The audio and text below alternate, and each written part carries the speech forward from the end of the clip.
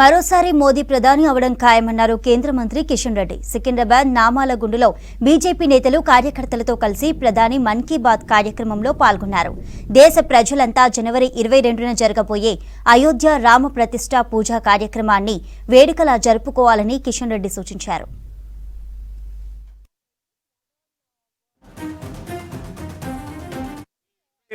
సంవత్సరము మన దేశానికి చాలా ముఖ్యమైనటువంటి కీలకమైనటువంటి సంవత్సరము. ఈ యొక్క సంవత్సరంలో దేశానికి సంబంధించినటువంటి సాధారణ ఎన్నికలు పార్లమెంటుకు జరగనున్నాయి. ఎన్నికల్లో నరేంద్ర మోడీ గారి నాయకత్వంలో భారీ మెజార్టీతో మరోసారి హ్యాట్రిక్ సంపాదిస్తూ నరేంద్ర మోడీ గారిని ఆశీర్వదించి మరి భారీ మెజార్టీతో గెలిపించాల్సినటువంటి అవసరం ఉంది. దేశంలో అన్ని రకాలుగా అన్ని రంగాలలో కూడా నరేంద్ర మోడీ గారి నాయకత్వంలో గత 9.5 సంవత్సరాల్లో దేశం ఎంతో అభివృద్ధి జరుగుతూ ఉంది. ప్రజల యొక్క ఆత్మ గౌరవాన్ని, మన దేశం యొక్క ప్రతిష్టను పెంచే విధంగా పేద ప్రజల సంక్షేమం కోసం అనేక పథకాలు చేపడుతూ ఈరోజు నరేంద్ర మోడీ గారి ప్రభుత్వం ముందుకెళ్తున్న విషయం మనకందరికీ తెలుసు.